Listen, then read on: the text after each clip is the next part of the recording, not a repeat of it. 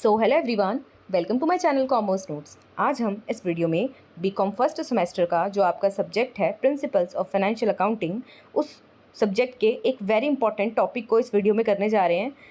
इस वीडियो में हम इस सब्जेक्ट से रिलेटेड जितने भी आपको 5 और 15 मार्क्स में क्वेश्चन आंसर्स पूछे गए हैं या पूछे जा सकते हैं, वो सारे हम इस सिंगल वीडियो में कवर अप करेंगे। तो यहाँ पे हम ये देखेंगे कि अगर आपको 5 और 15 मार्क्स में कोई भी डिफरेंस का क्वेश्चन आ जाए तो वो हम कैसे करेंगे, क्योंकि आपको 5 और 15 मार्क्स में जनरली देखा गया है कि एक क्वेश्चन क्या डिफरेंस का आ जाता है। एंड जो डिफरेंस का क्वेश्चन है ना, अगर ये आप अटैम्प्ट करते हो तो आपका कम टाइम पे ज़्यादा से ज़्यादा क्या है, पेजेस भी भर जाते हैं। तो इसीलिए क्या है, डिफरेंस के क्वेश्चन ईजी भी हो जाते हैं। ठीक है, तो अगर आप इस चैनल पे नए हो तो चैनल को सब्सक्राइब कर लेना। एंड वीडियोस पसंद आती है, देखते हो तो लाइक भी करना है और शेयर भी करना है, बिकॉज आपके ही रिस्पांस के बेसिस पे इस चैनल पे आपके सेमेस्टर से रिलेटेड इंपॉर्टेंट क्वेश्चन आंसर्स की वीडियोस आती हैं। तो अभी हमारा जो ये सब्जेक्ट है, इसमें से जितने भी क्वेश्चंस हैं, चाहे वो यूनिट 1 हो, चाहे वो यूनिट 2 हो, ठीक है, चाहे वो 5 मार्क्स के हो, चाहे वो 15 मार्क्स के हो, वो सारे क्वेश्चन आंसर्स आपको इसी वीडियो में मिल जाएंगे, डिफरेंस वाले। ठीक है, तो आपको पूरा डिटेल में वीडियो को देखना है और लाइक शेयर भी करना है और अपना फीडबैक भी आप कमेंट में दे सकते हो।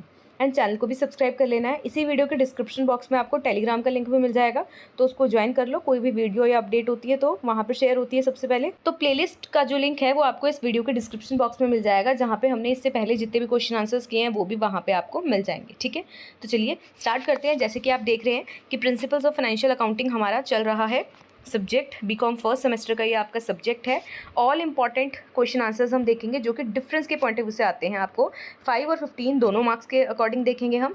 तो लाइक और शेयर आपको वीडियो को करना है और सब्सक्राइब आपको चैनल को करना है। ठीक है, तो चलिए स्टार्ट करते हैं। आज का जो सबसे पहला क्वेश्चन होने वाला है हमारा वो है explain the meaning and difference between dependent branch and independent branch. ये क्वेश्चन ना, अगर आपने देखा होगा प्रीवियस ईयर क्वेश्चन आंसर्स, कि ये जो क्वेश्चन है आपको इतनी बार रिपीट हुआ है ना, 5 या 15 मार्क्स के लिए बहुत ज़्यादा इंपॉर्टेंट है। तो हम ना सारे क्वेश्चंस यहाँ पे 15 मार्क्स के अकॉर्डिंग ही करेंगे, सो दैट अगर आपको 5 मार्क्स का भी आ जाता है तो आप उस अकॉर्डिंगली क्या है अपना क्वेश्चन का आंसर लिख के आ सकते हो। ठीक है, तो चलिए स्टार्ट करते हैं। डिफरेंस पढ़ना, डिपेंडेंट ब्रांच और इंडिपेंडेंट ब्रांच क्या होती है। तो देखो, डिफरेंस का क्वेश्चन करने के लिए ना एक फॉर्मेट रहता है। सबसे पहले ना आपको जो भी जिन चीज़ों के बीच में डिफरेंस पूछा है, तो सबसे पहले आपको उसका थोड़ा थोड़ा मीनिंग देना पड़ता है। जैसे कि यहाँ पे दे रखा है डिपेंडेंट और इंडिपेंडेंट ब्रांच का, फिर आपको डिफरेंस देना होता है और डिफरेंस आपको ऐसे ही फॉर्मेट में देना होगा। ठीक है, ऐसे नहीं है कि दोनों का मीनिंग आपने लिख दिया, और आपको ये इस तरीके से देना होगा कि जहाँ पे पॉइंट ऑफ डिफरेंसेस होना चाहिए एक साइड पे, और फिर जिनका डिफरेंस आप दे रहे हो वो आपको इस तरीके से करना है। ठीक है, तो यहाँ पे हम पढ़ेंगे पॉइंट्स एंड लास्ट में आपको एक समरी भी देनी होती है। ठीक है, या फिर आप कंक्लूजन दे के आ सकते हो। तो इस तरीके से हमारा एक क्वेश्चन पूरा रहता है। ठीक है, तो मैंने ये भी आपको बता दिया कि कैसे हम डिफरेंस के क्वेश्चन आंसर्स को करते हैं। तो चलिए अब स्टार्ट करते हैं। सबसे पहले हम डिपेंडेंट ब्रांच देखते हैं क्या होता है। A dependent branch is a branch that is completely controlled by the head office. देखो, डिपेंडेंट ब्रांच मतलब जो डिपेंड है अपने हेड ऑफिस पे। ठीक है, तो डिपेंडेंट ब्रांच वो ब्रांच होती है जो कि कंप्लीटली ना कंट्रोल की जा रही है, किसके द्वारा, उसके हेड ऑफिस के द्वारा, मेन ऑफिस के द्वारा। ठीक है, तो अगर जब हेड ऑफिस ही सब कुछ कंट्रोल कर रहा है तो क्या ब्रांच को नीड है कि वो अपने फुल रिकॉर्ड्स को मेंटेन करे, सारी ट्रांजैक्शंस को मेंटेन करे? नहीं, यहाँ पे यही बोला गया है कि ये सारी चीज़ें कौन मेंटेन करते हुए चलता है? Head office. तो it does not keep full records of transactions, most of the accounting is done by head office. तो सारा जो मोस्टली अकाउंटिंग वर्क है वो सारा कौन करता है? उसका हेड ऑफिस ही करता है। ये ब्रांच है जो वो क्या है, ओनली सेंड्स सेल्स डिटेल्स। ये क्या है, सेल्स डिटेल्स भेजती है, कैश कितना रिसीव हुआ है वो भेजती है, एंड जो भी एक्सपेंसेस होते हैं वो सारी इनके डिटेल्स देती है, किसको? अपने हेड ऑफिस को। फिर हेड ऑफिस क्या है, अकाउंटिंग वगैरह करता है। ठीक है, एग्जाम्पल देख लो। एक स्मॉल ब्रांच है जो सेल कर रही है गुड्स, ठीक है, जो कि हेड ऑफिस से उसको मिले हैं, एंड वो डिपॉजिट कर रही है जितना भी कैश उसको मिला उस गुड्स को सेल करके, तो वो कैश को क्या कर रही है, डिपॉजिट कर रही है अपने हेड ऑफिस में। ठीक है, तो ये एक मीनिंग है डिपेंडेंट ब्रांच का। अब बात करते हैं इंडिपेंडेंट ब्रांच की। नाम से ही पता लग रहा है, इंडिपेंडेंट ब्रांच वो ब्रांच है जो मैनेज करती है खुद के अपने ऑपरेशंस एंड अकाउंट्स। मतलब क्या करना है, कैसे करना है, ठीक है, कैसे अकाउंट्स बनाने हैं, ये सारा काम क्या है वो खुद देखती है इंडिपेंडेंट ब्रांच। ये फुल बुक्स ऑफ अकाउंट्स को बनाती है, रिकॉर्ड रखती है ट्रांजैक्शन का, एंड प्रिपेयर करती है खुद फाइनेंशियल स्टेटमेंट्स को। इट ओनली शेयर प्रॉफिट, ये क्या है, शेयर करती है प्रॉफिट और पीरियोडिक रिपोर्ट हेड ऑफिस को। बाकी सब कुछ ये खुद ही मेंटेन करके चलती है। एग्जाम्पल देख लो कि एक बड़ी ब्रांच है, ठीक है, जो खुद ही बाय करती है गुड्स को, सेल करती है, रिकॉर्ड करती है अकाउंट्स में उस सारी चीज़ों को। ठीक है, बिल्कुल अलग जैसे एक बिजनेस ऑपरेट होता है, बिल्कुल ये वैसे ही क्या है, अपना सारा रिकॉर्ड मेंटेन करके चलती है। तो अगर हम डिफरेंस देखें इन दोनों के बीच में, तो चलिए स्टार्ट करते हैं। सबसे पहले तो आप एक और बॉक्स में लिख सकते हो सबसे पहले मीनिंग, ठीक है। तो डिपेंडेंट ब्रांच और इंडिपेंडेंट ब्रांच का आप क्या दे सकते हो, सबसे पहले तो पॉइंट आपका मीनिंग का होना चाहिए, ठीक है। देखो 2 से 3 पॉइंट तो आप अपने एंड से भी बना सकते हो कि अगर कोई ना शॉर्ट फॉर्म लिखी होती है तो सबसे पहले एक डिफरेंस का पॉइंट बन जाता है कि इसकी फुल फॉर्म क्या है, फिर सेकेंडली उनका एक मीनिंग का क्या बन जाता है, आपका बॉक्स बन जाता है। तो अगर कोई ऐसी चीज़ है तो आप क्या है ये 2 कॉलम खुद से भी दे सकते हो और तीसरा एक एग्जाम्पल दे सकते हैं। तो 3 बॉक्स तो आपके यही हो जाते हैं, ठीक है। और अगर जैसे फॉर एग्जाम्पल ये हम अकाउंट्स में ही कर रहे हैं, तो अगर कोई फॉर्मूला है तो आप फॉर्मूला का भी एक क्या बॉक्स दे सकते हो, तो 4 कॉलम आपके ऐसे ही हो जाते हैं, ठीक है। तो आपको 5 मार्क्स के क्वेश्चन में तो 5 से 6 पॉइंट ही लिखने होते हैं डिफरेंस के, तो 3 से 4 तो आपके यही होते हैं, मीनिंग, फुल फॉर्म, एग्जाम्पल हो गया, या उसका कोई फॉर्मूला है तो वो दे दिया आपने, ठीक है। तो चलिए यहाँ पे अभी हम देखते हैं फिलहाल डिपेंडेंट ब्रांच और इंडिपेंडेंट ब्रांच का डिफरेंस। तो अगर कंट्रोल के पॉइंट ऑफ व्यू से देखें तो जो डिपेंडेंट ब्रांच है इसको कौन फुली कंट्रोल करता है, हेड ऑफिस, और जो इंडिपेंडेंट ब्रांच है ये क्या है, खुद इसका कंट्रोल होता है इसके ऑपरेशंस पे। फिर आते हैं अकाउंटिंग रिकॉर्ड कौन मेंटेन करते हुए चलता है, तो देखो डिपेंडेंट ब्रांच है जो ये खुद कोई कंप्लीट रिकॉर्ड्स नहीं बनाती है या फिर मेंटेन करके रखती है। जो इंडिपेंडेंट ब्रांच है वो क्या करती है, वो खुद के अपने कंप्लीट रिकॉर्ड बनाती है। फिर डिसीजन मेकिंग की बात करें तो जो डिपेंडेंट ब्रांच है वहाँ पे जो मेजर डिसीजन है वो क्या है, हेड ऑफिस के ही द्वारा लिए जाते हैं। बट अगर मैं इंडिपेंडेंट ब्रांच की बात करूँ तो भाई वो तो खुद ही लेगी ना बहुत सारे डिसीजंस इंडिपेंडेंटली जो उसको लगता है सही है। फिर अगर हम बात करें परचेज की तो जो डिपेंडेंट ब्रांच है इनको क्या है, गुड्स सेंड किए जाते हैं इनके हेड ऑफिस के द्वारा। बट इंडिपेंडेंट ब्रांच क्या है, वो खुद भी परचेज कर सकती है अपने एंड से कोई भी गुड्स अगर उसको चाहिए तो। सेल्स की बात करें तो जो डिपेंडेंट ब्रांच है वो सेल करती है गुड्स, ठीक है, जो कि उसको रिसीव हुए थे किससे, हेड ऑफिस से। और अगर हम बात करें इंडिपेंडेंट ब्रांच का तो ये सेल भी करती है गुड्स को एंड परचेज भी करती है गुड्स को, ठीक है, खुद भी कर लेगी और हो सकता है कि जो उसको गुड्स भेजे गए थे हेड ऑफिस के द्वारा उसको भी वो सेल कर सकती है, ठीक है।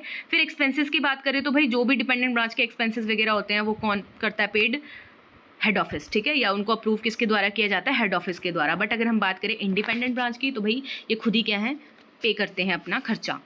प्रॉफिट डिटर्मिनेशन की बात करें तो जो डिपेंडेंट ब्रांच है उसका प्रॉफिट कैलकुलेट किया जाता है हेड ऑफिस के द्वारा। और अगर इंडिपेंडेंट ब्रांच की बात करें तो यहाँ पे प्रॉफिट ये खुद ही कैलकुलेट करते हैं। आ जाते हैं अकाउंटिंग सिस्टम। अकाउंटिंग सिस्टम की बात करें तो ब्रांच अकाउंटिंग है जो, इसमें हमने डिपेंडेंट और इंडिपेंडेंट ब्रांच देखी।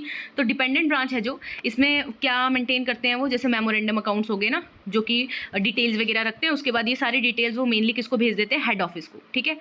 अगर हम इसकी बात करें इंडिपेंडेंट ब्रांच की तो ये फुल डबल एंट्री सिस्टम को मेंटेन करके रखती है, बुक्स ऑफ अकाउंट्स को इनके बेसिस पे मेंटेन करके रखती है। फिर हम देखें साइज़, तो देखो जो ये वाली ब्रांच है ये स्मॉल ब्रांचेस होती हैं जो डिपेंडेंट ब्रांच होती है यूजुअली। एंड अगर हम बात करें इंडिपेंडेंट ब्रांच अगर वो ऑपरेट हो रही है तो वो यूजुअली क्या होती है, लार्ज ब्रांचेस होती हैं, ठीक है। फिर ऑटोनॉमी की बात करें तो यहाँ पे बोला है कि जो डिपेंडेंट ब्रांच है उसको कोई ऐसे खुद से कोई वो नहीं है, ठीक है, सारा कंट्रोल हेड ऑफिस का रहता है। बट यहाँ पे क्या इनको हाई ऑटोनॉमी मिली हुई है, ये क्या है अपने अकॉर्डिंगली काम करते हैं, ठीक है। तो अब हम समरी देख लें तो देखो हमने क्या क्या देखा। सबसे पहले आप मीनिंग का एक बॉक्स बनाओगे, फिर कंट्रोल कौन करता है, फिर अकाउंटिंग रिकॉर्ड्स कौन मेंटेन करता है, डिसीजन मेकिंग कौन करता है, परचेजेस हो गया कौन करता है, सेल्स, ठीक है, एक्सपेंसेस कौन अप्रूव करता है या पे करता है, प्रॉफिट कैसे डिटरमाइन किया जाता है, अकाउंटिंग सिस्टम क्या क्या फॉलो होता है, साइज़ के लिए कौन से सूटेबल हैं, एंड ऑटोनॉमी हमने देखी। अब हम देखते हैं समरी। तो एक डिपेंडेंट ब्रांच क्या होती है, ये कैसे है, जैसे कि a dependent branch is like a shop run by the head office, ठीक है, जहाँ पे जो ब्रांच है वो सिर्फ गुड्स को सेल कर रही है और जो भी रिपोर्ट्स हैं, जो भी कैश रिसीव हुआ है वो उसको भेज दे रही है, कोई फुल अकाउंट नहीं बना रही है, वो कोई बड़े डिसीजन वो अपने एंड से नहीं ले रही है। बट इंडिपेंडेंट ब्रांच की बात करें तो ये एक बिल्कुल वही हो गया कि खुद से सारा काम करना, ठीक है, अपने खुद के अकाउंट मेंटेन करना, खुद डिसीजन लेना, सारा काम खुद से ही करना, ठीक है, जैसे एक सेपरेट बिजनेस करता है, जस्ट लाइक दैट, ठीक है। तो ये एक ऐसा क्वेश्चन था जो कि बहुत ज़्यादा रिपीट हुआ है, तो होप आपने इसको अच्छे से करके चले जाना है, ठीक है। फिर आता है हमारा नेक्स्ट क्वेश्चन है जो वो है explain the meaning of branch accounts and departmental accounts. अब ये क्वेश्चन भी अगर मैं बोलूँ ना कि बहुत ज़्यादा इंपॉर्टेंट है, तो या पहले वाला जो क्वेश्चन था वो भी इंपॉर्टेंट था और ये वाला क्वेश्चन है वो भी इंपॉर्टेंट है, क्योंकि ये आपको डिपार्टमेंटल अकाउंट्स से भी पूछ लिया जाता है और ब्रांच अकाउंट से भी पूछ लिया जाता है। मतलब ब्रांच अकाउंटिंग हो गया या डिपार्टमेंट अकाउंटिंग हो गया, यहाँ दोनों से ही क्या है आपको ये क्वेश्चन बन जाता है, ठीक है। तो अगर आप देखोगे प्रीवियस ईयर के क्वेश्चन आंसर्स तो दोनों ही चैप्टर से आपको ये क्वेश्चन पूछा गया है और 15 मार्क्स में ही पूछा है, ठीक है। तो इसको भी अच्छे से करो। तो वही पहले मीनिंग देखते हैं फिर इनका डिफरेंस देखेंगे। तो देखो ब्रांच अकाउंट्स क्या होते हैं। ब्रांच अकाउंट्स वो अकाउंट्स होते हैं जो मेंटेन किए जाते हैं, ठीक है, रिकॉर्ड करने के लिए ट्रांजैक्शंस किसकी, ब्रांच की। एक बिजनेस है उसकी कोई ब्रांच है, ठीक है। तो वो जो भी ट्रांजैक्शंस कर रहा है उनको मेंटेन करने के लिए हम अकाउंट्स बनाते हैं, जिनको हम क्या बोलते हैं, ब्रांच अकाउंट्स। ब्रांचेस क्या है, फिजिकली लोकेटेड होती हैं अलग अलग प्लेसेस में अपने हेड ऑफिस से। तो हमारा इन अकाउंट्स को बनाने का पर्पस यही होता है कि हर ब्रांच से कितना प्रॉफिट हो रहा है, कितना लॉस हो रहा है, उसकी क्या फाइनेंशियल पोजीशन है, ठीक है, ये हमें जानना होता है हर ब्रांच का अलग से। तो हर ब्रांच के हम अकाउंट बनाते हैं। एग्जाम्पल, एक क्लोथिंग स्टोर है भाई, उसकी बहुत सारी अलग अलग ब्रांचेज है अलग अलग सिटीज़ में, तो वो मेंटेन करता है उनका अकाउंट्स, ठीक है, तो इसे कहते हैं ब्रांच अकाउंट्स। फिर आता है डिपार्टमेंट अकाउंट्स। डिपार्टमेंट अकाउंट्स वो अकाउंट्स होते हैं जो मेंटेन करते हैं, ठीक है, मतलब हम बनाते हैं क्या करने के लिए, रिकॉर्ड करने के लिए ट्रांजैक्शंस को जो कि डिफरेंट डिपार्टमेंट ने की है with in the same premises और बिल्डिंग ऑफ अ बिजनेस। एक बिजनेस है, उसका एक ही ऑफिस है, उसके अलग अलग डिपार्टमेंट्स हैं, वो उनकी ट्रांजैक्शंस को जब हम रिकॉर्ड करने के लिए अकाउंट्स बना रहे हैं तो वो होते हैं डिपार्टमेंट अकाउंट्स। ये पर्पज़ है हमारा इसको बनाने का कि हमें ये जानना है कि जो डिपार्टमेंट की परफॉर्मेंस है ना वो कैसी है, कौन सा डिपार्टमेंट अच्छा कर रहा है, कौन सा वीक है, ठीक है, तो ये हमें पता लगता है। जैसे एक स्टोर है जिसके बहुत सारे डिपार्टमेंट्स हैं, जैसे for electronics, clothing, groceries and keeping accounts for each, और वो हर किसी के क्या कर रहा है, अकाउंट्स बना रहा है। तो सेम मतलब बिजनेस ऑफिस में होगा, ठीक है, बस डिपार्टमेंट अलग अलग होते हैं तो उनके हम क्या बनाते हैं, अकाउंट्स बनाते हैं। तो अब हम इनका डिफरेंस कर लेते हैं कि difference between branch accounts and department accounts. तो देखिए मीनिंग की बात करें हम तो ब्रांच अकाउंट्स क्या होते हैं भाई, ये रिकॉर्ड करते हैं वो ट्रांजैक्शंस जो कि ब्रांच में हुई है, जो कि हमारी लोकेटेड है अलग अलग लोकेशन में। डिपार्टमेंट अकाउंट्स रिकॉर्ड करते हैं ट्रांजैक्शंस जो कि डिपार्टमेंट में हुई है बट अंडर वन रूफ, एक ही जगह पे, ठीक है, डिपार्टमेंट तो एक ही जगह पे होंगे ना ऑफिस के अंदर। लोकेशन की बात करें तो जो ब्रांचेज है हो सकता है ये अलग अलग जगह पे क्या है, लोकेट हैं हेड ऑफिस से, बट जो डिपार्टमेंट अकाउंट्स हैं इसमें लोकेशन की बात करें तो भाई जो डिपार्टमेंट्स होते हैं वो सिचुएटेड होते हैं सेम बिल्डिंग प्रमाइजेज में। ऑब्जेक्टिव की बात करें कि क्यों ब्रांच अकाउंट बना रहे हैं, ये जानने के लिए ना कि कौन सी ब्रांच अच्छा परफॉर्म कर रही है, क्या प्रॉफिट है क्या लॉस है। डिपार्टमेंट अकाउंट्स बनाते हैं हम प्रॉफिट और लॉस ये फाइंड आउट करने के लिए ईच डिपार्टमेंट का। कंट्रोल की बात करें तो जो ब्रांच अकाउंट्स होते हैं ये कंट्रोल किया जाता है हेड ऑफिस के द्वारा, ठीक है, एंड जो डिपार्टमेंट अकाउंट्स होते हैं इसे कंट्रोल किया जाता है, एक सेंट्रल मैनेजमेंट इसको कंट्रोल करती है, ठीक है। एक्सपेंसेस की बात करें तो जो ब्रांच अकाउंट्स है वहाँ पे जो ब्रांच एक्सपेंसेस है वो अलग होते हैं, बिकॉज क्या है, हेड ऑफिस अलग है, ब्रांच जो उसकी है वो अलग सिचुएटेड है। बट अगर हम इसकी बात करें तो डिपार्टमेंट अकाउंट्स में एक्सपेंसेस की बात करें तो मैनी एक्सपेंसेस क्या होते हैं, कुछ कॉमन होते हैं, ठीक है, और जिन्हें मतलब शेयर्ड होते हैं। जैसे रेंट हो गया तो रेंट पूरी बिल्डिंग का ही आ रखा है, ठीक है, तो ये कॉमन खर्चा हो गया सबके लिए। फिर आ गया परचेजेस। तो जो ब्रांच अकाउंट है इसमें लिखा हुआ है कि जो ब्रांच है वो रिसीव करती है गुड्स अपने हेड ऑफिस से, ठीक है, और वो बाय भी कर सकती है लोकली, ठीक है, अगर वो इंडिपेंडेंट ब्रांच है।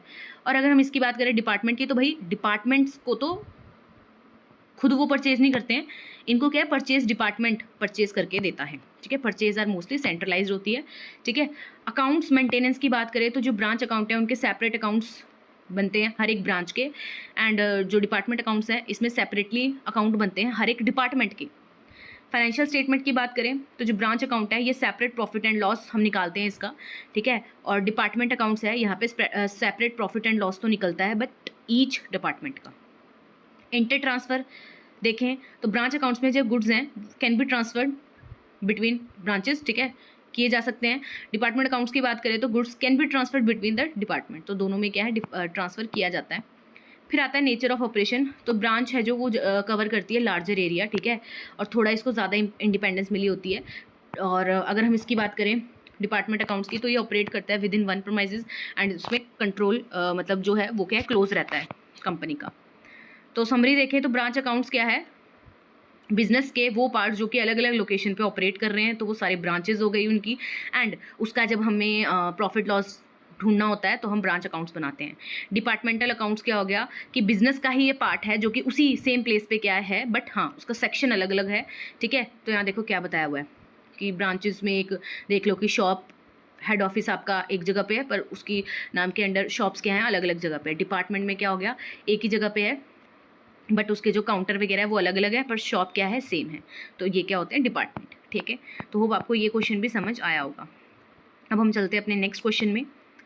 तो नेक्स्ट क्वेश्चन है आपका, explain the meaning of accrual basis of accounting and cash basis of accounting, also difference between them. तो इसका डिफरेंस भी आपको बताना था, ठीक है, इनको डिफरेंशिएट भी करना था, इसको भी एक्सप्लेन करना है बेसिकली आपको। तो चलिए एक्रूअल बेसिस ऑफ अकाउंटिंग क्या होता है। अक्रूवल बेसिस ऑफ अकाउंटिंग ये बोलता है कि जो भी आपकी इनकम है, जो भी आपने एक्सपेंसेस करे हैं, उन्हें रिकॉर्ड कर दो जब आपने उनको एक्चुअल में या तो इनकम को अर्न कर लिया या तो एक्सपेंसेस को इनकर कर दिया। ये मैटर नहीं करता कैश रिसीव हुआ है या नहीं हुआ है, या आपने कैश पे किया है या नहीं किया है। ये फॉलो करता है मैचिंग प्रिंसिपल को कि जिस साल आपने खर्चा किया, जिस महीने खर्चा किया, उसी साल क्या है आप उसको लिख दो, या जिस साल आपने इनकम को रिसीव करने का आपका राइट अराइज हो गया तो उसी टाइम लिख दो। ठीक है, एग्जाम्पल है, मान लो आपने गुड्स जनवरी में बेचे, ठीक है, अब उसके बदले आपको जो कैश रिसीव हुआ वो फरवरी में हुआ, बट आप उसको एज अ सेल्स कब रिकॉर्ड करोगे? जनवरी में। ठीक है, बट कैश बेसिस क्या बोलता है भाई, जब कैश रिसीव हुआ है तभी लिखो, तभी इनकम को लिखो और तभी एक्सपेंसेस को लिखो। ठीक है, तो in cash accounting income and expenses are recorded only when जब कैश के एक्चुअली रिसीव या आपने पे कर दिया है। ठीक है, तो क्रेडिट ट्रांजैक्शंस को यहाँ पे नहीं देखा जा रहा है। एग्जाम्पल की बात करें तो मान लो आपने गुड्स को जनवरी में सेल किया बट रिसीव आपको पेमेंट हो रही है फरवरी में, तो आप फरवरी में उस सेल्स को दिखाओगे, तो ये बोलता है कैश बेसिस ऑफ अकाउंटिंग। अब इनका डिफरेंस देख लेते हैं। तो देखिए, अक्रूवल बेसिस ऑफ अकाउंटिंग में रिकॉर्डिंग टाइम देखें तो हम इसमें रिकॉर्ड कर देते हैं भाई इनकम और एक्सपेंसेस को जब भी हमने अर्न या फिर इनकर कर लिया है। कैश बेसिस ऑफ अकाउंटिंग में हम रिकॉर्ड करते हैं इनकम या एक्सपेंसेस को जब आपको या तो कैश मिल गया है, ठीक है, और या तो आपने पेमेंट दे दी है। क्रेडिट ट्रांजैक्शंस को एक्रूवल बेसिस ऑफ अकाउंटिंग में रिकॉर्ड करते हैं, but cash basis of accounting में तो जब हम कह रहे हैं कि जब कैश रिसीव होगा तभी लिखेंगे, तो क्रेडिट वगैरह जो ट्रांजैक्शंस हैं उनको यहाँ पे नहीं लिखा जाता। फिर देखिए प्रिंसिपल कौन कौन से फॉलो करता है, तो ये है जो एक्रूवल बेसिस ऑफ अकाउंटिंग, ये बोलता है, ये फॉलो कर रहा है बेसिकली मैचिंग प्रिंसिपल को, बट यहाँ पे वो चीज़ नहीं फॉलो हो रही है। एक्यूरेसी की बात करें तो देखो सारी चीज़ें लिख रहे हैं, चाहे मान लो कभी कभी कैश नहीं रिसीव हुआ तो वो तो आपने सेल्स तो की थी ना, तो वो चीज़ तो आप मेंशन ही नहीं कर रहे, बट यहाँ पे कैश रिसीव हो रहा है नहीं हो रहा है वो लिख रहे हो, तो यहाँ पे ज़्यादा एक्यूरेट आपको क्या मिलेंगे, फाइनेंशियल पिक्चर मिलेगी, फाइनेंशियल पोजीशन की एक्यूरेट पिक्चर मिलेगी, बट यहाँ पे लेस एक्यूरेट होगा बिकॉज आउटस्टैंडिंग आइटम्स इन सबको तो यहाँ पे इग्नोर कर दिया। फिर आता है कॉम्प्लेक्सिटी, भाई सारी चीज़ें इसमें लिखनी है तो ये ज़्यादा कॉम्प्लेक्स है, और यहाँ पे कैश आ रहा है या जा रहा है वही लिखना है, तो ये थोड़ा सिंपल है। फिर सूटेबिलिटी की बात करें तो लार्ज बिजनेस में ना एक्रूवल बेसिस ऑफ अकाउंटिंग ज़्यादा सूटेबल रहती है, बट अगर स्मॉल बिजनेस है तो वहाँ पे क्या है, cash basis of accounting suitable रहती है। रिकॉग्नाइज्ड ऑफ रेवेन्यू, तो यहाँ पे तब रिकॉग्नाइज करते हैं जब अर्न किया है, यहाँ पे तब रिकॉग्नाइज करते हैं जब रिसीव किया है। एक्सपेंसेस में भी जब यहाँ इनकर किए हैं और जब यहाँ पे पे किए हैं। ठीक है, फिर आता है फाइनेंशियल स्टेटमेंट्स, तो फाइनेंशियल स्टेटमेंट्स में देखें तो भाई फाइनेंशियल स्टेटमेंट अगर हम इसके बेसिस पे बना रहे हैं तो ज़्यादा ट्रू आपको प्रॉफिट एंड लॉसेस दिखेंगे। ठीक है, और यहाँ पे हो सकता है कि ट्रू प्रॉफिट एंड लॉस ना दिखे। ठीक है, हो सकता है कि जो कैश है वो एक मंथ में ही मिल गया हो आपको पिछले 3-4 महीने का, तो उसी मंथ के ज़्यादा प्रॉफिट दिख जाएंगे आपको, क्योंकि बल्कि वो एक्चुअल में कहते हैं पिछले टाइम के थे। ठीक है, तो हो सकता है यहाँ पर ट्रू प्रॉफिट एंड लॉस ना पता लगे। फिर है अकाउंटिंग स्टैंडर्ड, तो यहाँ पे ये रिक्वायर्ड होता है बाय अकाउंटिंग स्टैंडर्ड, और ये not as per accounting standard है फॉर लार्ज एंटिटीज़। समरी देख लो, अक्रूवल बेसिस बोलता है कि भाई रिकॉर्ड कर लो ट्रांजैक्शन को जब वो हो चुकी है, ठीक है, नो मैटर मनी रिसीव्ड और नॉट, बट कैश बेसिस बोलता है तभी रिकॉर्ड करो जब एक्चुअल में आपको पैसा मिल गया है या आपने पैसा दे दिया है। अक्रूवल बेसिस में काउंट करो हर एक चीज़ को, बट कैश बेसिस में जब एक्चुअल में आपको मिल गया कैश तो लिखो। ठीक है, नेक्स्ट क्वेश्चन है आपका difference between accounting concepts and accounting convention. ये क्वेश्चन भी आपको 5 मार्क्स में 1-2 बार पूछा गया है, तो अगर आ जाएगा कैसे करना है वो देखते हैं। तो वही अकाउंटिंग कंसेप्ट का मतलब समझते हैं, फिर अकाउंटिंग कन्वेंशंस का मतलब समझते हैं, फिर इनके बीच में डिफरेंस देखें। तो देखिए अकाउंटिंग कंसेप्ट्स क्या होते हैं। अकाउंटिंग कंसेप्ट्स कुछ बेसिक रूल असम्पशंस होती हैं जो हमें गाइड करती हैं कि कैसे फाइनेंशियल ट्रांजैक्शंस को रिकॉर्ड किया जाए, रिपोर्ट किया जाए। ठीक है, बेसिकली ये फॉर्म करती है एक फाउंडेशन ऑफ अकाउंटिंग। ठीक है, एंड ये इंश्योर करती है कि कंसिस्टेंसी बनी रहे जब हम ट्रांजैक्शंस को रिकॉर्ड कर रहे हैं। जैसे एग्जाम्पल में गोइंग कंसर्न कंसेप्ट हो गया, ये अज्यूम करता है कि बिजनेस क्या है, कंटिन्यू रहेगा, ठीक है, ऑपरेट करता रहेगा फ्यूचर में। फिर अकाउंटिंग कन्वेंशंस, ये कुछ प्रैक्टिसेस है, कुछ गाइडलाइन है जो कि डेवलप की गई है through common usages over the time, because सारे उसको यूज़ कर रहे हैं ओवर द टाइम, तो क्या है ये हमारी प्रैक्टिस में ही हो चुका है, तो इसको आप फॉलो करते हो। इन्हें हम फॉलो करते हैं फाइनेंशियल स्टेटमेंट्स को ज़्यादा क्लियर बनाने के लिए, कंपेरेबल बनाने के लिए एंड प्रैक्टिकल बनाने के लिए। ठीक है, जैसे कन्वेंशन ऑफ कंजर्वेटिज्म क्या कहता है कि अगर आपको लग रहा है लॉस होने वाला है तो तुरंत लिख दो, बट अगर आपको लग रहा है कि एक्सपेक्टेड प्रॉफिट है तो उसको तब तक ना लिखो जब तक क्या आपको वो प्रॉफिट होना जाए। तो डिफरेंस देख लेते हैं हम। तो मीनिंग क्या होता है अकाउंटिंग कंसेप्ट का, ये कुछ बेसिक अजम्पशंस हैं, ठीक है, और रूल्स ऑफ अकाउंटिंग है। अकाउंटिंग कन्वेंशंस क्या होते हैं, कॉमनली एक्सेप्टेड प्रैक्टिसेस है ये अकाउंटिंग में। पर्पस की बात करें तो अकाउंटिंग कंसेप्ट में यही पर्पस है कि प्रोवाइड करो एक थ्योरेटिकल फ्रेमवर्क। अकाउंटिंग कन्वेंशन क्या होते हैं, यूनिफॉर्मिटी एंड प्रैक्टिकलिटी लाते हैं। फिर नेचर की बात करें तो accounting concept theoretical in nature है और accounting conventions practical in nature है। ऑरिजिन देख लो तो जो अकाउंटिंग कंसेप्ट है developed by accounting principles and standards हैं, एंड ये जो हैं ये developed by common usages over the time हो रहा है। तो एग्जाम्पल देख लो इसके, going concern, accrual basis of accounting या मनी मेजरमेंट कॉन्सेप्ट, ये अकाउंटिंग कॉन्सेप्ट है। एंड इसके बात करें तो कंजर्वेटिज्म, कंसिस्टेंसी, मटेरियलिटी, ठीक है, ये सारे क्या हैं आपके कन्वेंशंस हैं। एप्लीकेशन की बात करो तो मस्ट बी फॉलोड स्ट्रिक्टली, जो कॉन्सेप्ट्स हैं। कन्वेंशन की बात करो तो followed as a matter of practice, कि भाई आपको ये चीज़ फॉलो करनी ही चाहिए, ठीक है, तो जिससे क्लैरिटी, कंपेरेबिलिटी ये सब आएगी। फ्लेक्सिबिलिटी की बात करें तो ये लेस फ्लेक्सिबल है, बट ये क्या है, ज़्यादा फ्लेक्सिबल है। ऑब्जेक्टिव देख लो कि अकाउंटिंग जो आपके कॉन्सेप्ट्स हैं इसका ऑब्जेक्टिव है कि इंश्योर करना है भाई करेक्ट रिकॉर्डिंग हो जाए ट्रांजैक्शन की, बट कन्वेंशंस बोलते हैं कि कंपेरेबिलिटी एंड क्लैरिटी को ज़्यादा हमें बढ़ावा देना है। डिपेंडेंसी की बात करें तो जो हमारे कॉन्सेप्ट्स हैं, अगर इसकी डिपेंडेंसी की बात करें तो conventions are based on concept, जो आपने आगे कन्वेंशंस हैं बने ये कॉन्सेप्ट के ऊपर बेस्ड है, एंड कॉन्सेप्ट है जो वो डिपेंड नहीं है कन्वेंशंस पे, ठीक है। और इंपॉर्टेंस की बात करें तो जो कंसेप्ट्स हैं ये प्रोवाइड करते हैं आपको बेस, ठीक है, सो दैट आप प्रिपेयर कर सको उस अकॉर्डिंगली अपने अकाउंट्स को। कन्वेंशंस है ये हेल्प करते हैं आपको अप्लाई करने में कंसेप्ट्स को और अच्छे से। तो समरी देखो यहाँ पे, अकाउंटिंग कंसेप्ट्स बेसिकली रूल है, फाउंडेशन है। कन्वेंशंस क्या है, ये आप चलाते आ रहे हो, ठीक है, आपने पहले से फॉलो किया हुआ है, कॉमन प्रैक्टिस है ये आपकी, ठीक है, जो कि टाइम के साथ साथ हुई है और रिजल्ट आपको बेटर मिल रहे हैं तो आप उसको फॉलो करोगे, ठीक है। फिर आता है आपका next question, explain the meaning of trial balance and balance sheet also give difference, ठीक है, तो इनका डिफरेंस भी बताना है आपको, और ट्रायल बैलेंस और बैलेंस शीट क्या होता है वो आपको बताना है। तो चलिए स्टार्ट करते हैं। ट्रायल बैलेंस क्या होता है? A trial balance is a list of all ledgers account balance. तो हम लेजर बनाते थे, लेजर के बाद हमें जितना भी अकाउंट बैलेंस उनका मिलता था उसकी एक लिस्ट एक जगह पे लिख देते थे, डेबिट और क्रेडिट जो भी बैलेंस आते थे, तो उसी को हम क्या बोलते हैं, ट्रायल बैलेंस, ठीक है, जो कि प्रिपेयर किया जाता है एक सर्टेन डेट को, ये चेक करने के लिए कि अर्थमेटिकल एक्यूरेसी है बुक्स ऑफ अकाउंट्स की कि नहीं। जैसे यहाँ पे आपको दे रखा है like making a quick math check to ensure that total debits is equals to total credit, तो कैलकुलेशन वगैरह करते हैं हम इसमें। बैलेंस शीट क्या होती है? ये एक स्टेटमेंट होती है जो शो करती है आपकी फाइनेंशियल पोजीशन क्या है बिजनेस की एक स्पेसिफिक डेट पे, जिसमें हम एसेट्स, लायबिलिटीज़, कैपिटल्स वगैरह लिखते हैं, ठीक है।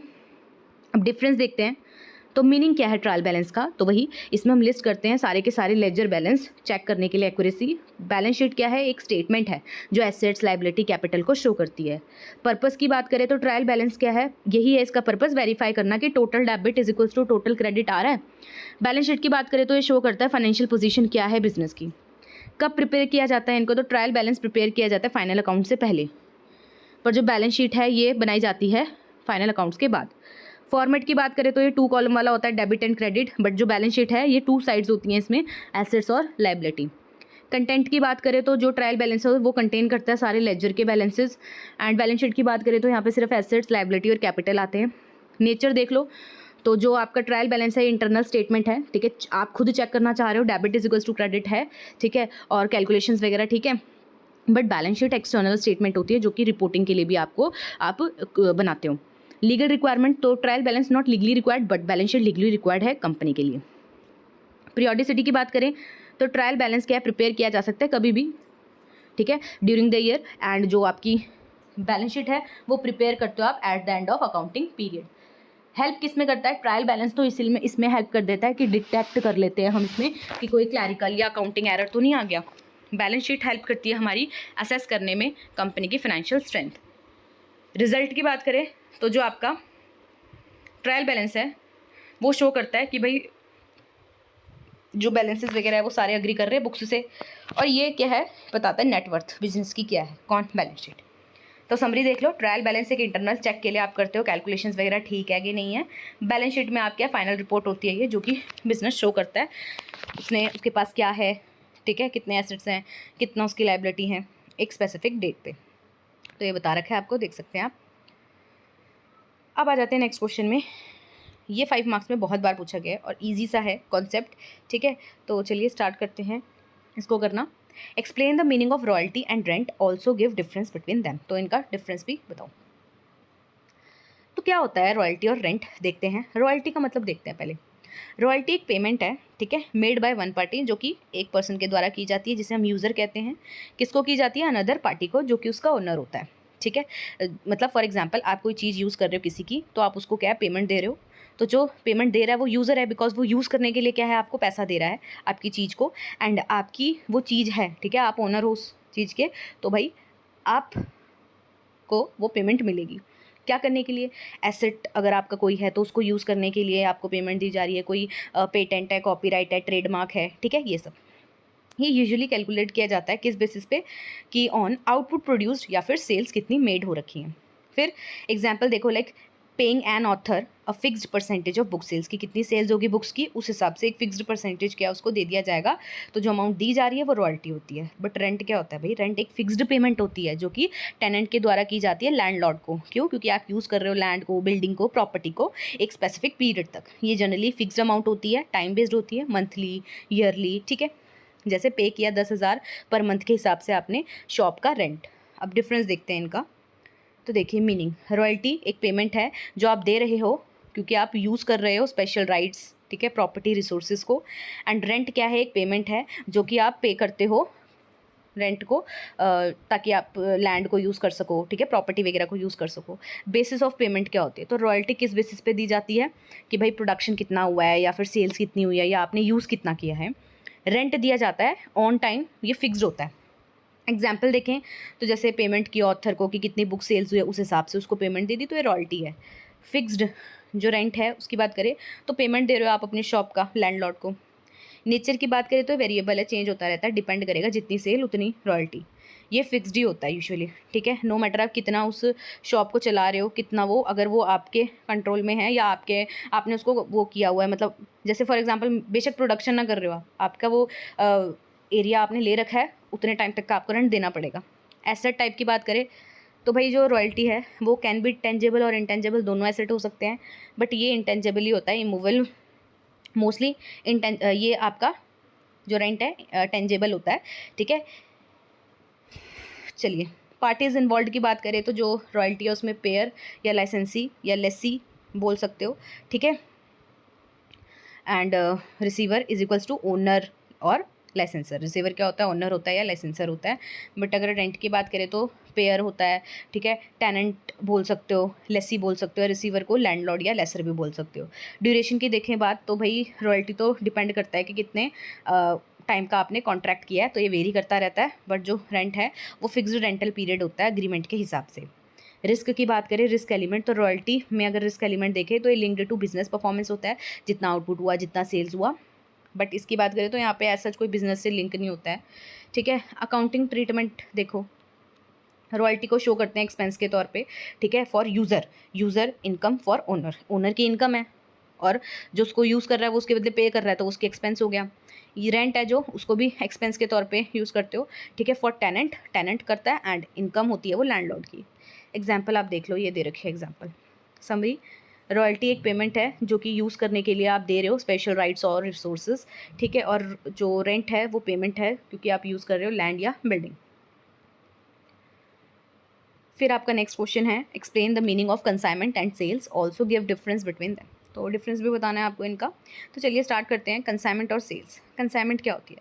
Consignment is a business arrangement, ये एक ऐसी बिजनेस अरेंजमेंट है जहाँ पे जो गुड्स हैं उसको सेंड किया जा रहा है ओनर के द्वारा। ओनर को क्या बोलते हैं? कंसाइनर, ठीक है। कंसाइनर गुड्स को सेंड करता है किसको? कंसाइनी को। कंसाइनी क्या होता है? अनदर पर्सन होता है जो कि उसके बिहाफ पे क्या है, ओनर के बिहाफ पे उस गुड्स को सेल करता है। मतलब कंसाइनी क्या करता है? कंसाइनर के बिहाफ पे उन गुड्स को सेल करता है।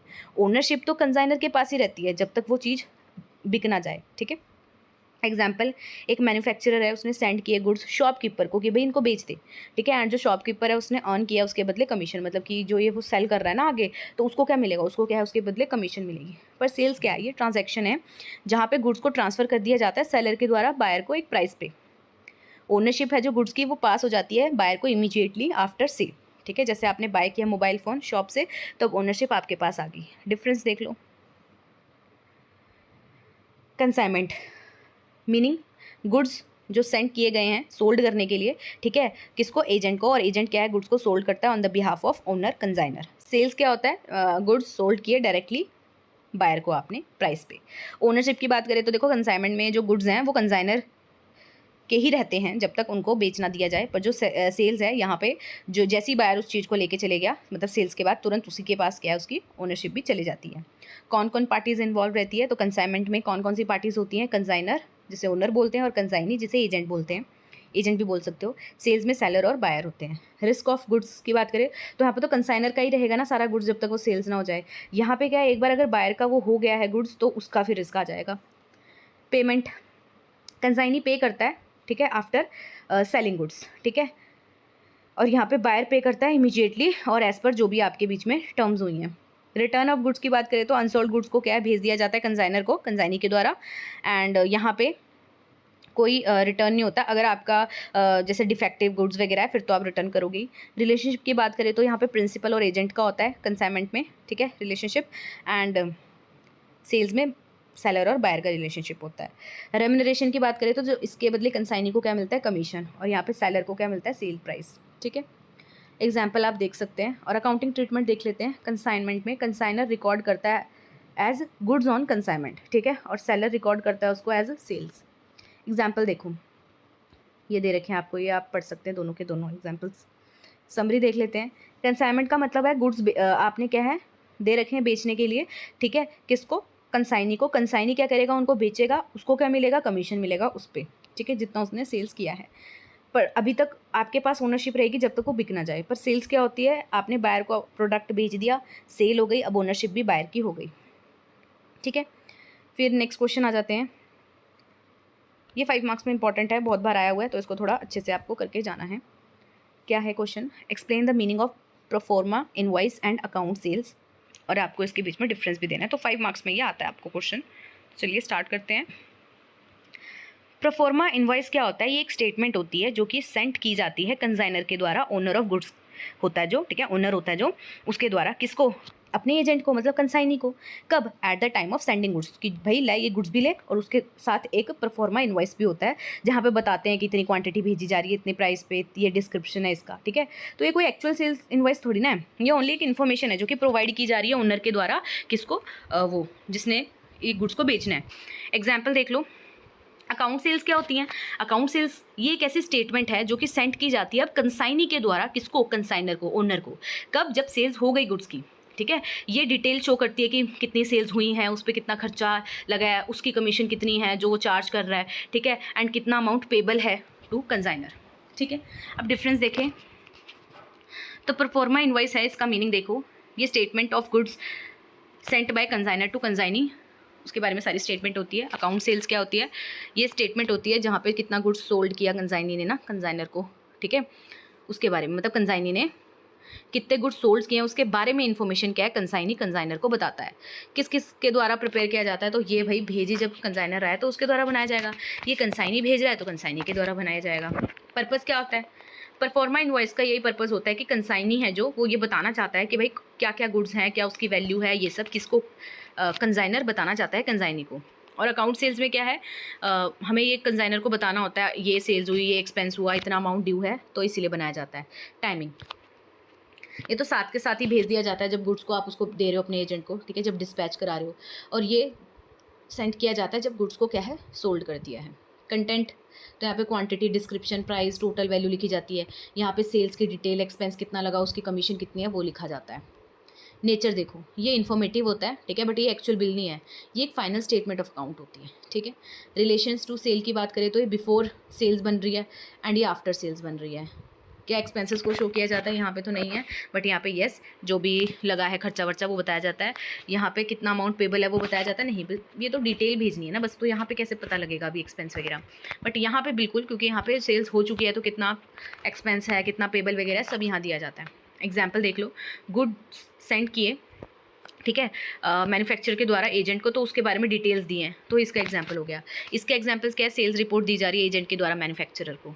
तो समरी देख लो कि परफॉर्मा इनवॉइस बिफोर सेल बनता है, अकाउंट सेल्स आफ्टर सेल्स बनती हैं, ठीक है। नेक्स्ट क्वेश्चन है, explain the meaning of invoice and proforma invoice. अब यहाँ पे इनवॉइस एंड प्रोफोर्मा इनवॉइस बोला है, ठीक है, तो इसको थोड़ा देखना है। इनवॉइस क्या होता है, इनवॉइस एक ऑफिशियल बिल होता है जो कि सेंड किया जा रहा है सेलर के द्वारा बायर को आफ्टर सेलिंग गुड्स और प्रोवाइडिंग सर्विसेज, मतलब सेलर बायर को दे रहा है जब उसने क्या है गुड्स को सेल कर दिया। ये शो करता है कि भाई क्या क्वांटिटी थी, कितना प्राइस चार्ज किया उसने, टोटल अमाउंट क्या बन रहा है, टर्म्स ऑफ पेमेंट क्या है, ठीक है। ये एक लीगल प्रूफ के तौर पे काम करता है सेल में। परफॉर्मा इनवॉइस क्या होता है, अभी हमने पढ़ा, ये कैसे स्टेटमेंट होती है, ठीक है, जो कि क्या है, सेलर के द्वारा बायर को दिया जा रहा है बिफोर सप्लाइंग गुड्स, जैसे कि वही कंसाइनर ने कंसानी को भेजी थी, क्या डिटेल्स है, क्या है, सब कुछ ये सब, ठीक है। ये it is not a demand for payment, इसमें हम डिमांड थोड़ा कर रहे हैं पेमेंट की, यहाँ पे सिर्फ इन्फॉर्मेशन प्रोवाइड की जा रही है, क्या कोटेशन प्राइस है, कितना हम चार्ज करेंगे, ये सब। तो डिफरेंस देख लो इनका। इनवॉइस क्या होता है, ये एक ऑफिशियल बिल होता है जो कि इशू किया जाता है सेल्स के बाद। परफॉर्मा इनवॉइस एक स्टेटमेंट होती है जिसको इशू किया जाता है बिफोर सेल्स। पर्पस, तो ये तो जब आपको डिमांड करनी है पेमेंट बायर से तो इनवॉइस बनाते हैं। परफॉर्मा इनवॉइस क्या है, सिर्फ कोटेशन या फिर एस्टिमेटेड कॉस्ट को आप प्रोवाइड करते हो इसके थ्रू।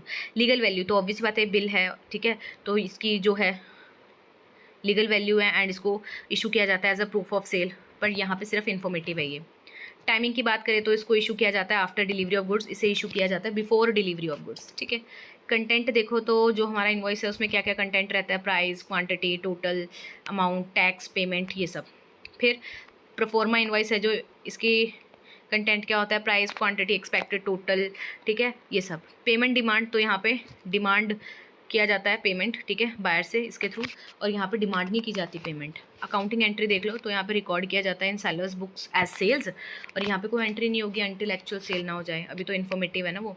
बाइंडिंग इन नेचर, ये बोथ को होगा, ठीक है, as per sale agreement, but ये बाइंडिंग इन नेचर नहीं होता है। यूज़ की बात करें तो ये एक्चुअल सेल्स ट्रांजैक्शंस में यूज़ होता है, यहाँ पे सिर्फ कोटेशन, टेंडर, ये सब के लिए। एग्जाम्पल देख सकते हैं आप, और ये आपको समरी दे रखी है, ठीक है। तो परफॉर्मा इनवॉइस बिफोर सेल होता है, सिर्फ इन्फॉर्मेशन वगैरह दी जा रही है। इनवॉइस क्या होता है, आफ्टर सेल, जब हमें डिमांड करनी होती है पेमेंट, और ये एज अ लीगल प्रूफ आपके लिए काम करता है। नेक्स्ट क्वेश्चन है very very important, very very important, consignment वाले टॉपिक से बनता है ये, इसको अच्छे से करके जाओ। इनफैक्ट एक पूरा कॉन्सेप्ट ही इंपॉर्टेंट है, 5 मार्क्स में तो इसके न्यूमेरिकल्स पे पूछे जाते हैं, ठीक है। तो अगर आपका रिस्पॉन्स अच्छा आएगा तो हम न्यूमेरिकल्स भी करेंगे, बट आपको वीडियो को लाइक और शेयर करना है, सो दैट अगर इस सेमेस्टर के बच्चे ज़्यादा डिमांड करेंगे तो डेफिनेटली हम क्वेश्चन आंसर्स जो हैं न्यूमेरिकल 15 और 5 मार्क्स के वो भी लाएंगे इस चैनल पे। तो डिफरेंस देख लेते हैं, normal loss and abnormal loss क्या होता है कंसाइनमेंट अकाउंट में। तो देखो नॉर्मल लॉस क्या है, नाम से ही पता लग रहा है, ये नेचुरली अक्कर होगा, ठीक है, ड्यूरिंग हैंडलिंग, जब आप हैंडल कर रहे हो सामान को, स्टोर करके रख रहे हो या ट्रांसपोर्ट कर रहे हो अपने गुड्स को, तो कुछ ऐसा होता है ना कि नॉर्मल लॉस होता ही होता है, ठीक है, गुड्स वगैरह का। बट एबनॉर्मल लॉस क्या है कि ये आपकी मतलब ये कह लो कि आपने अच्छे से मैनेज नहीं किया तब हुआ, ठीक है, तो अनएक्सपेक्टेड या फिर एक्सीडेंटल इवेंट्स के कारण ये हो गया है, ठीक है। अच्छा, अब रीज़न की बात करें तो नॉर्मल लॉस क्या है, अनअवॉइडेबल कॉजेज़ की वजह से हुआ है, आप चाह के भी कुछ नहीं कर रहे थे, लाइक इवेपोरेशन हो गया, थोड़ा लीकेज होगी कहीं से, ठीक है, या ड्राई हो गया कुछ आपका जो गुड्स है, ठीक है, या नॉर्मल वेस्टेज हो गई, तो ये इसके रीज़न होते हैं। एबनॉर्मल लॉस तो यार अवॉइडेबल है ना, आपने ही मतलब कि या आप अच्छे से सिक्योरिटी रखते, ठीक है, या सारी चीज़ें चेक करके रखते या नेग्लिजेंस ना करते, तो ये लॉस को आप अवॉइड कर सकते हो। तो ये पॉइंट इंपॉर्टेंट है, अनअवॉइडेबल एंड अवॉइडेबल नेचर। इसे हम कंसीडर करते हैं कि भाई ये normal part of business activity है, बट ये कंसीडर किया जाता है कि एक्स्ट्रा ऑर्डिनरी लॉस है। अब ट्रीटमेंट कैसे करेंगे, अब जो ये लॉस हुआ है इसको एडजस्ट करते हो आप कैसे, आप ना इंक्रीज़ कर देते हो कॉस्ट उस प्रोडक्ट की, ठीक है, तो इन्फ्लेटेड आ जाता है वहाँ पे उस कॉस्ट का प्राइस, तो इसको हम मतलब कि वही मानते हैं कि इस प्रोडक्ट की कॉस्ट में ऐड कर देंगे, तो लॉस को एडजस्ट कर दिया जाता है इंक्रीज़ करके cost per unit remaining goods की, जो बचे हुए गुड्स है ना उसमें इसका जो लॉस है हम कवर कर लेते हैं, ठीक है। इसका separate, no separate entry in P&L, तो P&L में इसको नहीं हम चार्ज करते, इसको हम P&L में ही चार्ज करते हैं, ठीक है। तो लॉस सेपरेटली रिकॉर्ड किया जाता है P&L में, एबनॉर्मल लॉस है ना ये। फिर इंश्योरेंस क्लेम, तो इसका कोई इंश्योरेंस क्लेम नहीं मिलता, बट यहाँ पे आपका इंश्योरेंस क्लेम भी क्या है, मिल जाता है अगर गुड्स के यहाँ आपके इंश्योर्ड हैं। कंट्रोल की बात करें तो इसको आप कंट्रोल नहीं कर सकते हो, इस लॉस को आप कंट्रोल कर सकते थे या प्रिवेंट कर सकते थे प्रॉपर केयर के तौर पे। एग्जाम्पल देखो 5 kg राइस है, वो क्या है आपके ख़राब हो गए हैं, लॉस्ट हो गया ड्यू टू इवेपोरेशन, ठीक है, या फिर ट्रांसपोर्ट के दौरान। यहाँ पे 50 kg ऑफ राइस है डिस्ट्रॉय हो गए, क्यों, क्योंकि फायर लगी गोडाउन में, ठीक है, तो ये इसका एग्जाम्पल है। नेक्स्ट क्वेश्चन है आपका difference between joint venture and consignment, तो ये क्वेश्चन भी आ जाते हैं, ठीक है। तो देखते हैं जॉइंट वेंचर क्या होता है। ये एक बिजनेस एक्टिविटी है जहाँ पे 2 या 2 से ज़्यादा पार्टीज इकट्ठे आती हैं एक स्पेसिफिक प्रोजेक्ट के लिए, सो दैट वो प्रॉफिट को अर्न कर सके और उसको शेयर करते हैं। कंसाइनमेंट एक अरेंजमेंट है जहाँ पे गुड्स को सेंड किया जाता है कंसाइनर के द्वारा कंसाइनी के पास कि सेल्स करो इनको हमारे बिहाफ पे। रिलेशनशिप क्या होता है, तो यहाँ पे को वेंचरर्स होते हैं, ठीक है, पार्टनर्स होते हैं एक स्पेसिफिक वेंचर के लिए। यहाँ पे क्या है, प्रिंसिपल और एजेंट का रिलेशन है। ओनरशिप ऑफ गुड्स क्या है, तो यहाँ पे जो गुड्स परचेज किए हैं, ठीक है, फॉर द वेंचर, इसको ज्वाइंटली ओन करते हैं वो सारे के सारे पार्टनर्स। बट यहाँ पे क्या है, जो गुड्स हैं वो अभी भी किसके रहते हैं, कंसाइनर के रहते हैं जब तक वो बिक ना जाए। प्रॉफिट लॉस शेयर, तो यहाँ पे डेफिनेटली प्रॉफिट लॉस को शेयर किया जाता है को वेंचर के द्वारा अग्रीड रेशो में, जो कि अग्री हुआ था। कंसाइनी अर्न करता है सिर्फ कमीशन, ठीक है, जो प्रॉफिट और लॉस होता है वो कंसाइनर का ही होता है यहाँ पे। पीरियड देखें तो ये टेम्परेरी पीरियड के लिए होता है जॉइंट वेंचर, ये एंड हो जाता है जब स्पेसिफिक वेंचर आपका कंप्लीट हो जाए या आपका पर्पस कंप्लीट हो जाए। ये कंटिन्यू रह सकता है, ठीक है, जब तक कंसाइनर और कंसाइनी क्या है, मतलब कि गुड्स जो कंसाइनी है वो बोले कि हाँ ठीक है मैं सेल करूँगा, और जो कंसाइनर है वो क्या करेगा, अपने गुड्स को भेजेगा उसको। अकाउंटिंग की बात करें तो सेपरेट सेट ऑफ बुक्स बनते हैं, ठीक है, जॉइंट वेंचर के लिए। कंसाइनमेंट अकाउंट्स में प्रिपेयर किया जाता है प्रॉपर तरीके से, कंसाइनमेंट में कंसाइनमेंट अकाउंट बनाए जाते हैं, ठीक है। फिर रिस्क की बात करें तो यहाँ पे रिस्क भी शेयर होता है, बट यहाँ पे रिस्क सारा का सारा कंसाइनर का रहता है। ऑब्जेक्टिव की बात करें तो ये वन टाइम प्रोजेक्ट या ट्रांजैक्शंस को कैरी आउट करने के लिए बनता है, बट यहाँ पे गुड्स को सेल करना होता है आपको। नेक्स्ट आपका क्वेश्चन है difference between joint venture and partnership. तो जॉइंट वेंचर का भी हमने मीनिंग देखा है, एक टेम्परेरी बिजनेस अरेंजमेंट होती है जहाँ पे 2 या 2 से ज़्यादा पार्टीज आती हैं एक स्पेसिफिक प्रोजेक्ट को कंप्लीट करने के लिए और प्रॉफिट को शेयर करने के लिए।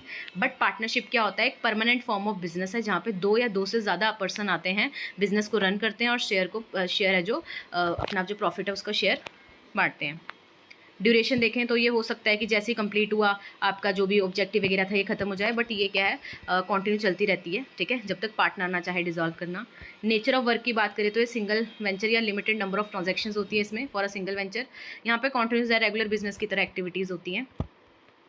जॉइंट वेंचर की गवर्निंग लॉ की बात करें तो यहाँ पे ये not governed by the partnership act, ठीक है, but general contract law apply होते हैं यहाँ पे, बट इसके लिए प्रॉपर एक पार्टनरशिप एक्ट है 1932 का, ठीक है।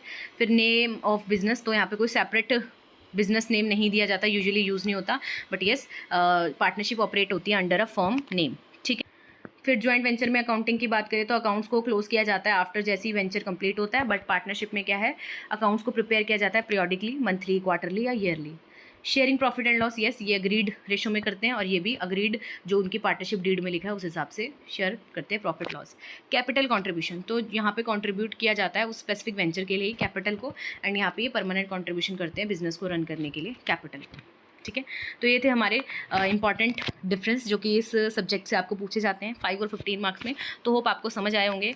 ये आपके मतलब कि एक रिवीजन पॉइंट ऑफ व्यू से भी बहुत इंपॉर्टेंट वीडियो है, एंड अगर आपने अभी तक चैप्टर्स नहीं पढ़े तो वहाँ पे आपको ये टॉपिक ज़रूर पढ़ के जाना है। एंड वैसे भी हम जो चैप्टर्स करेंगे उसके अंदर ये जब डिफरेंस आएंगे तो डेफिनेटली हम कवर अप वहाँ पे करेंगे ही करेंगे, बट यहाँ पे मैंने एक सेपरेट वीडियो क्या बनाई है कि आप क्विक रिवाइज भी करो अगर आपका MST है तब भी, एंड जब आपका एग्जाम है तब भी। तो होप आपको ये वीडियो पसंद आई होगी, समझ आई होगी। तो अगर वीडियो पसंद आई है तो लाइक करो, इसको शेयर करो, एंड चैनल को सब्सक्राइब भी करना है। एंड इसके नोट्स अवेलेबल हैं, जो भी लेक्चर्स यहाँ डलते हैं, तो अगर किसी को बाय करना है तो वो टेलीग्राम में मैसेज कर सकता है। मिलते हैं नेक्स्ट वीडियो में। Till then, keep watching. Thank you for watching this video.